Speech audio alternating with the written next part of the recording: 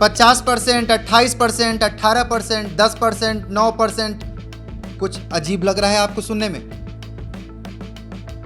या तो ये नंबर किसी बच्चे की कॉपी पर पाए गए मार्क की तरह देखे जाते हैं, या फिर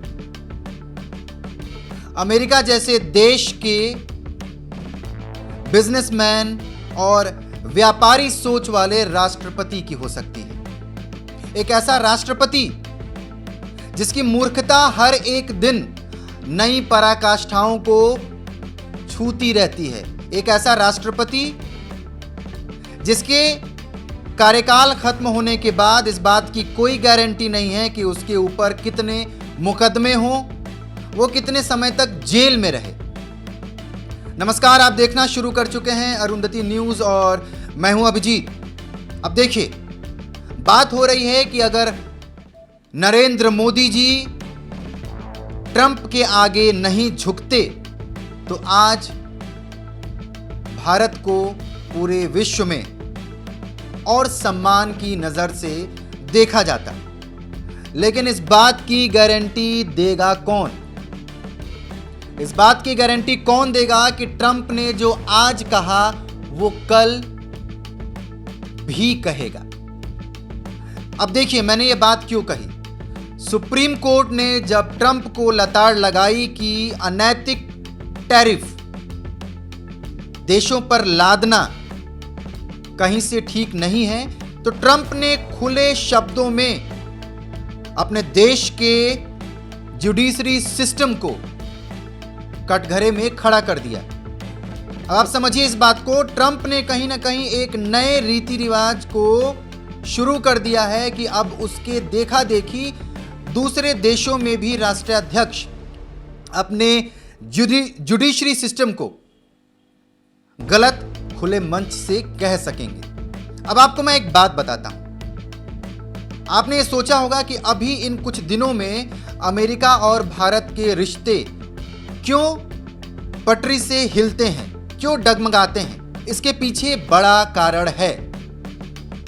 अमेरिका एशिया में भारत को मजबूत नहीं होने देना चाहता है, बल्कि उसकी ये सोच है कि चीन कहीं ना कहीं आने वाले समय में एशिया का प्रतिनिधित्व करे।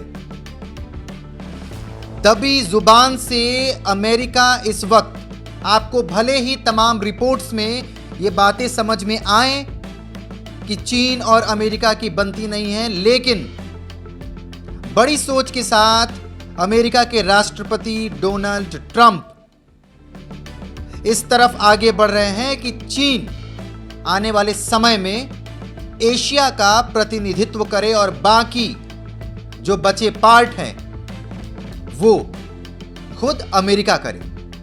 अब देखिए, आप समझिए इस बात को कि सबसे पहले आप अपने घर के बचाव और अपने घर के विकास में प्राथमिकता किसे देंगे?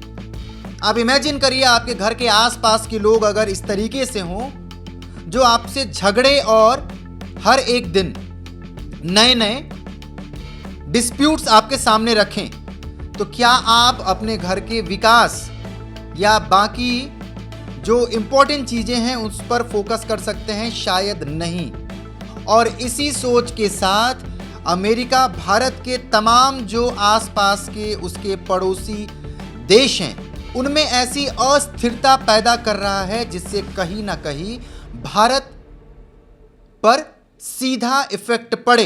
भारत विकास की बात तब सोच पाएगा जब उसे दूसरे देशों से, खास करके जो उसके आसपास के पड़ोसी देश हैं, उनसे खतरा ना हो। आपने देखा क्यों बीच में ट्रंप मुनीर के बहुत सहयोगी बने थे? उसके पीछे कारण था कि उस कुछ समय तक ट्रंप को मुनीर से जो चाहिए था वो उन्हें मिल गया। अब आज मुनीर मारे मारे हर जगह फिर रहे हैं। ट्रंप ने क्यों कहा कि राफेल गिराए गए? हालांकि डायरेक्टली इस बात को नहीं कहा ट्रंप ने, लेकिन आपने अधिकतर जगहों पर यह सुना होगा कि प्लेन्स वेयर शॉट डाउन। कभी उनकी संख्या 6 हो जाती है आदरणीय ट्रंप की तरफ से, कभी वो 7 हो जाती है, लेकिन उसके पीछे भी एक बड़ी रणनीति है। अगर फ्रांस द्वारा बेचे गए राफेल भारत के अलावा पूरे विश्व में इस बात को साबित कर पाए कि ये एक उन्नत किस्म का एयरक्राफ्ट है, फाइटर एयरक्राफ्ट है, तो फिर F-16 और F-35 का क्या होगा? तो ये एक सोची समझी साजिश अमेरिका के राष्ट्रपति डोनाल्ड ट्रंप की तरफ से है, जिससे वो अपने फाइटर प्लेन्स जो कि पाकिस्तान को उन्होंने खैरात में उन्होंने क्या अमेरिका ने दिया था। अब इस सोच के अलावा अब आगे अगर आप समझें तो रूस और अमेरिका की जो मौजूदा स्थिति है वो इतनी हिली हुई इस कारण से भी है कि ईरान इसमें कहीं ना कहीं अपना एक रोल प्ले कर रहा है। अब आप समझिए कैसे। क्या आपको लगता है कि ईरान पर अमेरिका ने पिछले वर्ष बंकर बॉम्बर्स बम से हमला किया था, उसमें परमाणु संयंत्र पूरी तरह डिस्ट्रॉय होने की जो बात अमेरिका की तरफ से की गई थी वो पूरी तरह सच है? खुफिया रिपोर्ट्स के अनुसार नहीं। ईरान को इतना समय मिल चुका था कि वो अपने इंपॉर्टेंट एसेट्स को वहां से निकाल सके और ईरान ने परमाणु संयंत्र से परमाणु बम के विकास और प्रोडक्शन की तरफ एग्रेसिवली उस हद तक आगे बढ़ चुका है जो कहीं ना कहीं अब अमेरिका को खटक रहा है। वहीं इजरायल का अमेरिका के साथ मिलना और अमेरिका का इजरायल को सपोर्ट सिर्फ और सिर्फ इस कारण से है कि ये सच्चाई है। अगर ईरान और इजरायल में सीधा सीधा युद्ध होता है तो वर्तमान स्थिति में ईरान भारी पड़ेगा इजरायल पर, और अगर ऐसा हुआ तो ये मिडिल ईस्ट के लिए भी एक मैसेज इनडायरेक्टली जाएगा और ये कहीं ना कहीं ट्रंप को परेशान करने वाली बात है। इस कारण से वो ईरान पर तमाम तरफ से नकेल कसने की कोशिश कर रहे हैं। वहीं एंट्री हो रही है रूस की इस पूरे घटनाक्रम में, लेकिन सोच वही है। अमेरिका कभी भारत को इस वर्तमान स्थिति में चारों तरफ से दबाने की, चोक करने की कोशिश, आप श्रीलंका को देख लें, आप बांग्लादेश को देख लें, आप पाकिस्तान को देख लें। आखिर भारत पर हुए हमले पर पाकिस्तान की तरफ से जो हुआ उस पर अमेरिका ने खुल के भारत का सपोर्ट क्यों नहीं किया? उस लड़ाई के बीच में अमेरिका के राष्ट्रपति डोनाल्ड ट्रंप ने नो डील वाली बात क्यों की? क्योंकि उन्हें पता है जिस दिन न्यूयॉर्क पे अटैक हुआ था उस दिन उनकी डील वाली बात कहां गई थी। मैं अमेरिका की बात कर रहा हूं, लेकिन ट्रंप इस वक्त पूरी तरीके से कारोबारी सोच के साथ आगे बढ़ रहे हैं। अब सुप्रीम कोर्ट की ओर से जो लताड़ पड़ी है उसके बाद जो रिपोर्ट्स अंदर से मिल रही हैं उसमें यह है कि ट्रंप इस बात को मानने को तैयार नहीं है कि सुप्रीम कोर्ट ने 10% के आसपास टैरिफ को समेट दिया है।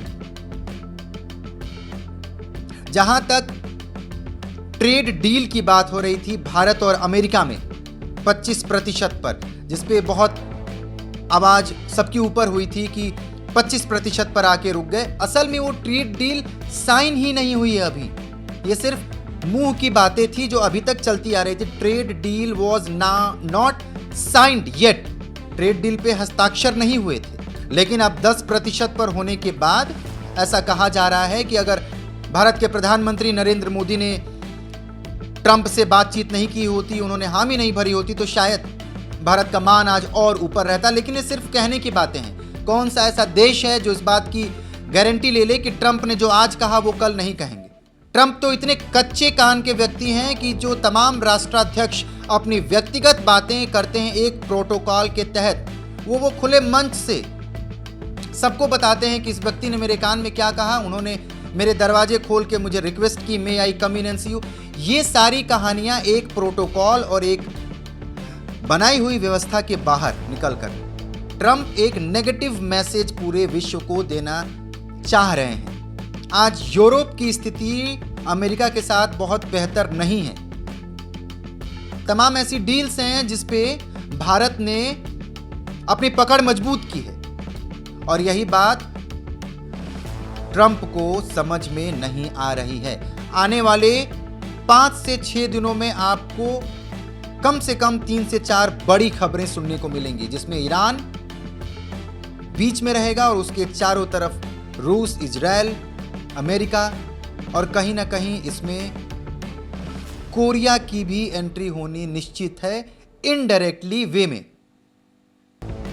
आप देखिए कि इस ट्रेड डील जो कि अभी तक साइन नहीं हुए, उसके बाद विपक्ष को मौका मिला ये कहने को कि भारत के प्रधानमंत्री ने भारत की साख डुबो दी, लेकिन अब वही अमेरिका के कोर्ट द्वारा जब ये आदेश पारित किया गया उसके बाद से उनकी स्थिति दूसरी है। खबरों में बने रहने के लिए देखते रहिए अरुणति न्यूज़।